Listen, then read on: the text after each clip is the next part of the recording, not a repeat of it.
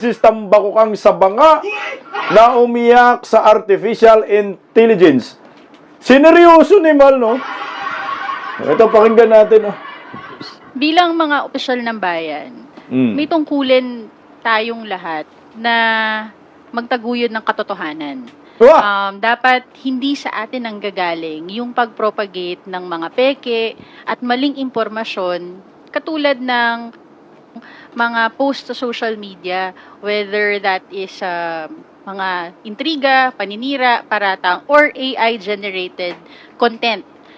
Nakakalungkot pag public official pa ang gumagawa nito dahil nasa posisyon ang isang public official para ma-steer ang public sentiments, ang pananaw ng tao, at also bilang ehemplo din sa mamamayan.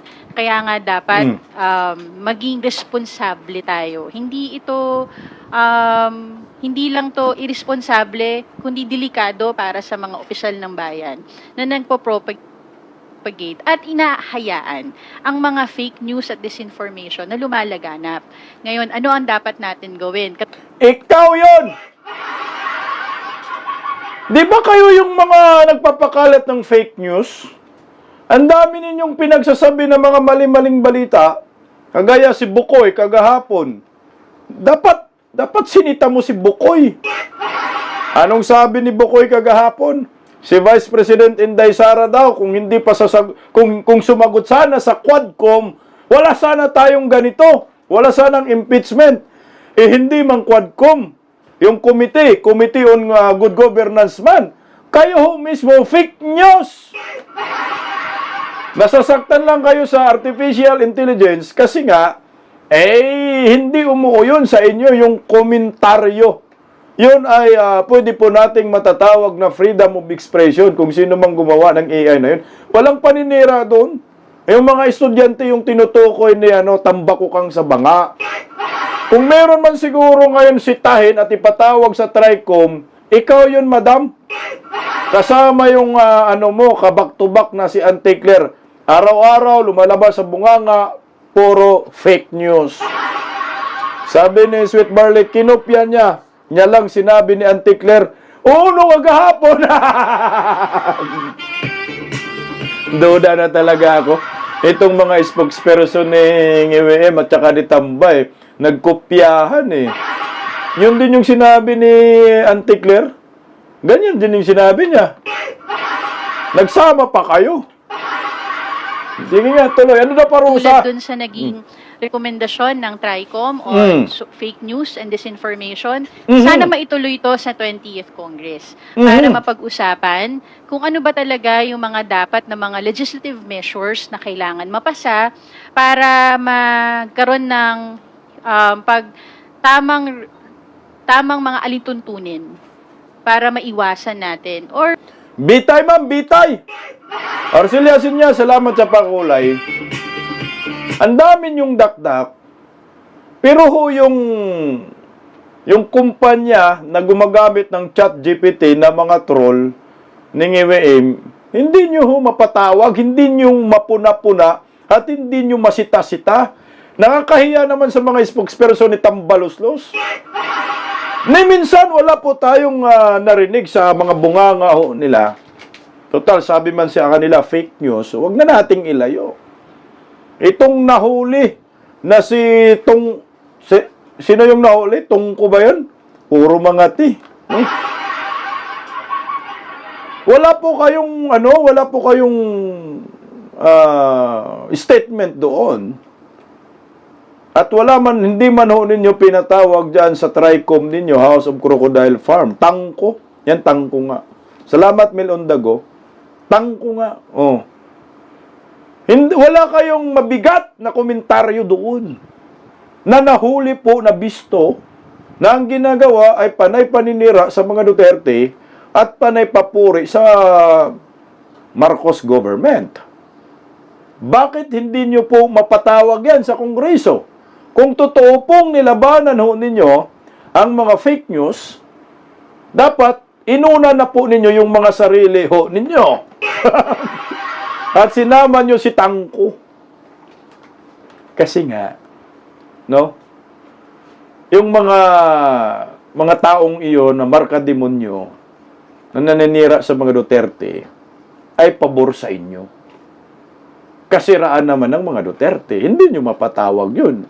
Hello, Teacher Tusake, magandang gabi ho sa inyo. Salamat, Ma'am Charilo. Kasi pag pinatawag ho ninyo yan, mabulilyaso ho kayo pag imbestiga ho ninyo. Sino nagbabayad? Pag sinabi si Ngiwem, bagsak agad kayo. Tama yung sinasabi mo na may babe na selective ang mga hanggaw. Kaya nga, itong mga taong ito, nagbabalat kayo, dapat ito ay mabura sa mundong ibabaw. Puro kasinungalingan, puro kalukuhan, puro pang-brainwash sa mga tao. Kasi kung seryoso kayo sa mga fake news, dapat si Anticlear pinatawag nyo. Si Tangko pinatawag nyo, Ensaymada Bulagas pinatawag nyo. Ngayon, nag-share lang si Senator Bato ng AI, sinasabi nyong fake news. Si iyakan kayo. My God. Maraming salamat, Maria P. Thank you so much. Tuloy nga ho natin, oh. Or mabawasan yung pagpapalaganap ng mga fake news dito sa atin. Hindi lang apektado ang mga public officials pag fake news at disinformation. Mga regular na mamamayan, madami na tayong nakita na mga ganyan na naapektuhan ang kanilang buhay, mental health, emotional well-being. Ikaw nga, napiktuhan ka, no? Yung dinala ni Inday Sara na picture doon nakarang eleksyon na nakadila. Yung tatay mo, fake news yon? Hindi man yung fake news, madam. Madam Tambakukang sa banga. Dahil post man yan ng tatay mo. Kasalanan niya ng tatay mo. Bakit siya nagpo-post ng nakadila? Pastor ka, nakapost ka eh. Ito, hindi ito credible sila. Para sa akin Hindi ho ito credible na magsasabi na labanan natin ng fake news. Dapat maparusahan yung mga nagpapakalat ng fake news.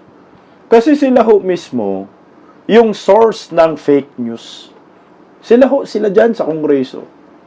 Puro atake sa mga Duterte. Sila yung numero unong nagpapakalat ng maling balita. Pinipili ho nila. O ito, sinisita ho ninyo kasi nga, yung sinishare ni Bato at nai-content din po namin dito, ay pabor sa mga Duterte at hindi pabor sa inyo. So, nagsiiyakan kayo. Including fear of their physical well-being na pinanggagalingan because of fake news, disinformation sa social media. So, we need to be, una-una as public officials, be the example to be the ones to lead yung propagation ng tama at accurate na information. Sabi nga lagi, the truth shall set us free. Not AI, not fake news. Do you think dapat... Not AI daw, not fake news. Pag sinasabi mong fake news, gumagawa ka ng balita, no? Nagbabalita ka na ganito-ganito, sabihin, kunyari, ito, magnanakaw si ano, ayan, breaking news. O ito po, mayroon akong nakita. Kunyari, madam, ikaw, kunyari. Si Tambakukang, sa banga. Merong utang sa bangko. Hindi binayaran. So, yun yung news, no? Tapos, pag bine-verify mo, hindi totoo, ang tawag doon, fake news.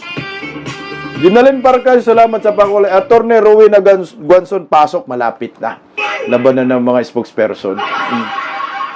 Pero kung nag-pure komentaryo ka lang, kung ano po yung hinanaing mo, kahit ginawa sa AI yan, hindi po fake news yan. Yan ay pure sentiment ng isang ordinaryong Filipino. Yan yung tinatawag na freedom of expression at freedom of speech. Iba po kasi sa fake news, sinabi mo namang news kasi balita Iba yung komentaryo lang. Kagaya ito, nagkukomentaryo kami. So yung mga caption namin, nakasigon sa mga video na pinipli namin, na kinukomentuhan din naman namin. Hindi po yan maituturing fake news. Ito ay komentaryo publiko na sigon sa aming pagkakaintindi at damdamin. Ito yung masasabi namin dyan. Yung fake news nga, kayo nga, sila nga, mga spokesperson. Teka, sino ba dapat ang paniwalaan ng taong bayan? At paano po natin ma-determine na yung balita ay fake at yung balita ay totoo? Hindi naman ho po pwede na pag kayo ang nagsalita, sasabihin agad ninyo na kayo ay hindi fake news, tama kayo. Tapos kag kami magsasalita, sasabihin ninyo na fake news kami, mali kami. Parang ang labo ho, kasi sa totoo lang, mga DDS lang naman pinatawag sa TRICOM eh. Pero yung mga fake news talaga na totoo, fake news peddler, pinatawag nyo si Vicente Tungkalo, pero hindi naman pinag-uusapan yung kanyang mga fake news din sa social media makapanira sa mga Duterte. Pinasalita nyo, gamit ni Akop, binibira si Harry Roque at Marlica. Naniwala kayo dun. Mas lalong fake news po yun. Sige nga, tuloy oh. At mas mabigat yung parusa para sa public officials who will spread, create, propagate misinformation, disinformation, and malinformation. Well, as public officials, all have a greater responsibility to advance truth and to avoid disinformation para sa public. Gusto natin ang bawat mamamayan ay laging pag sila'y nagdidesisyon ayon sa tamang impormasyon. Now, kung ano yung magiging penalties for public officials, it's really up to the plenary, to the members of the 20th Congress. Bitay na lang, ma'am. Ano, ma'am? Ano ba dapat yung mga penalties, mga sanction dyan sa mga fake news? Ako, bitay, bitay tayo. Kasama kayo dyan, ha? Hindi lang po pwede yung mga ordinaryong Filipino. Hukom bitay. At syempre, meron din dapat a fact checker ka. Tsaka kailangan, meron tayong batayan kung fake news ba yan o hindi. Hindi kasi po pwede na, kunyari ako, nagkomentaryo ako dito sa video mo, ma'am. Tapos yung komentaryo ko, hindi mo magustuhan. Sasabihin mo, fake news, ay gago na. No? Hello, Disnats, magandang gabi ho sa inyo. Kailangan tingnan nyo po yung fake news. Ano ba talaga ang fake news? Kasi ito, kagaya nito, AI. Tapos nagpahayag lang ng kung ano yung kanyang saloobin, hindi naman siya nagbabalita, sabihin mo fake news. Sinong bitayin mo? Yung artificial intelligence? Sinong parusahan mo? Kailangan na ayusin natin yan. Kasi kung pasa kayo ng mga panukala, sabihin na natin bitay, baka para lang sa amin din mga didiis yan. Kasi pag hindi ninyo magustuhan ang aming komentaryo, ngayon ay sasabihin ninyo kaming fake news, mga olol. At paparusahan nyo kami, bibitayin nyo kami, awards. Ibang usapan na to, ha? Pero kung bitay po ang pag-uusapan, mauna na kayo dyan sa Kongreso. Puro fake news lang ho kayo, lalo na si Auntie Claire. Now, tingnan mo, ha? Fake news ba? Yung artificial intelligence na naipli po natin dito, at na-share din ni Senator Bato, at na-share din ni, Mayor Basti. Meron bang problema doon? Sa akin, walang problema yun eh. Kasi hindi man talaga balita ho yun. Ito, pakinggan natin muna si Atty. Harry Roque. Ay, si Atty. Panelo Sal Panelo. Ano pong masasabi ninyo sa mga platform na ginagamit ng kabila para sirain ng mga Duterte? Ganyan talaga. Alam mo sa politika, everything goes. Wala ka talagang tatakasan dyan. Talagang lahat na plataforma, na paninira, para matalo ka laban, gagamitin yan. Kaya pagdating naman dun sa kontrobersya na AI na inilabas ni Senador Duterte, Senador Bato, de la Rosa, hindi yun nilabas ni Senator Bato, siner lang ho, linawin lang natin. At i-correct din natin si Tambakukang Sabanga, hindi yung pinopost ni Senator Bato, siner lang. Kasi pag sinasabi mong inilabas at pinopost, galing ho sa kanya. Siya po mismo nag-post. Pero share lang po yun, sinishare lang. Dumaan sa kanyang wall, siguro nagandahan si Senator Bato sa pahayag ng AI, siner niya. Na ano rin natin dito yan, ay content, ganda nga ho eh. Tuloy oh. nakalagay kasi doon yung mga bata, di ba? Mga estudyante Correct. Oo. kontra sa impeachment. Mhm. Yan naman, ang tingin ko doon,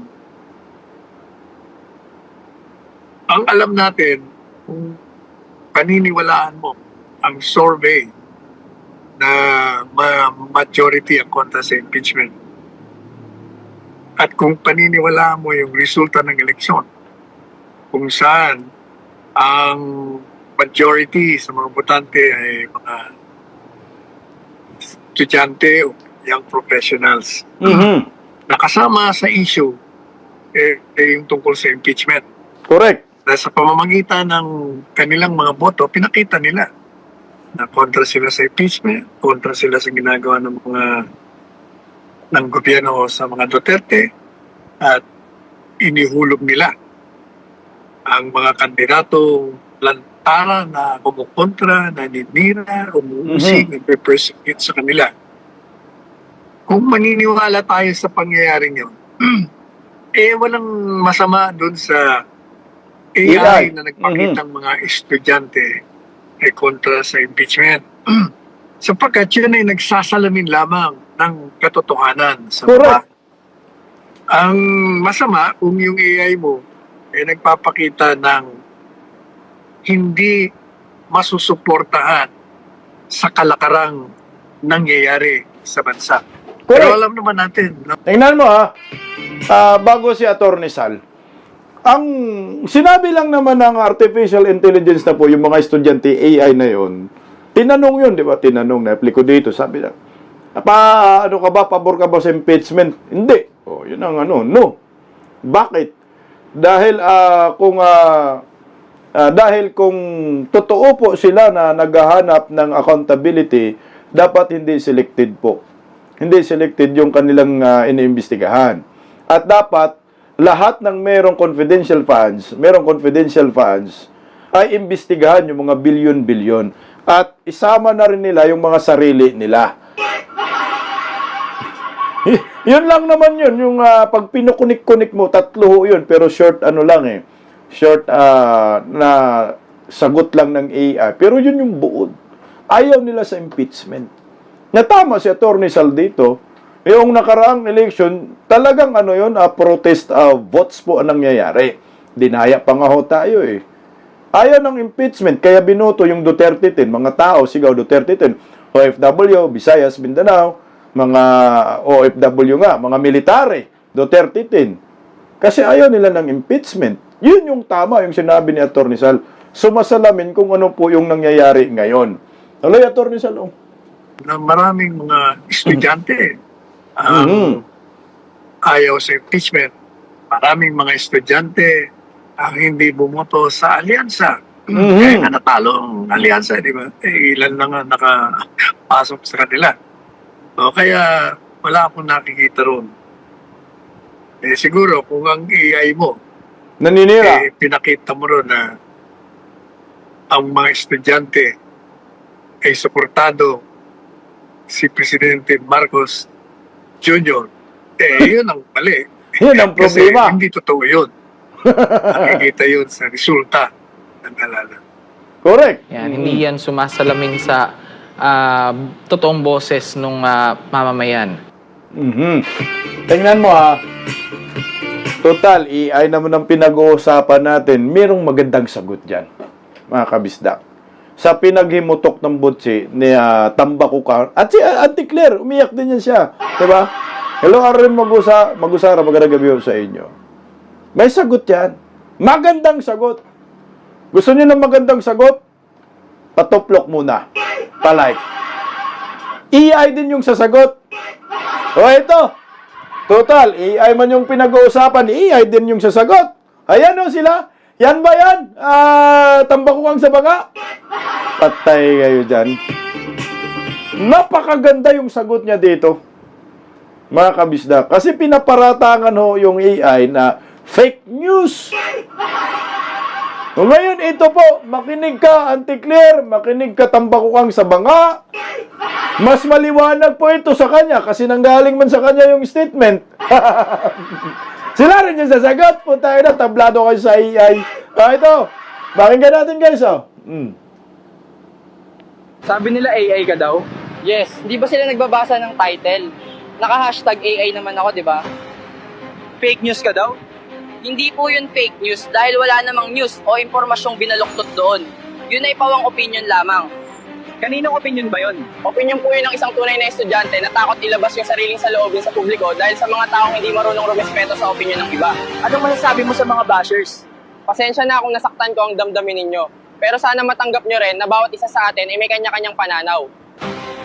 Ota, AI yun, ha?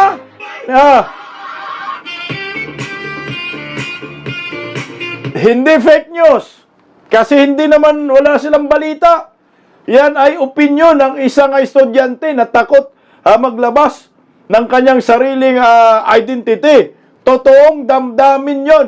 Ang tawag doon, freedom of expression at freedom of speech. Tama nga, may AI nga nakalagay eh. Tapos sasabihin mo fake news. Yan ay totoong pananaw ng taong bayan. Pananaw ninyo yan, pananaw ko yan, pananaw nating lahat. Yan ang pananaw ng mga ayaw sa impeachment. O ano na, tambako kang sa banga.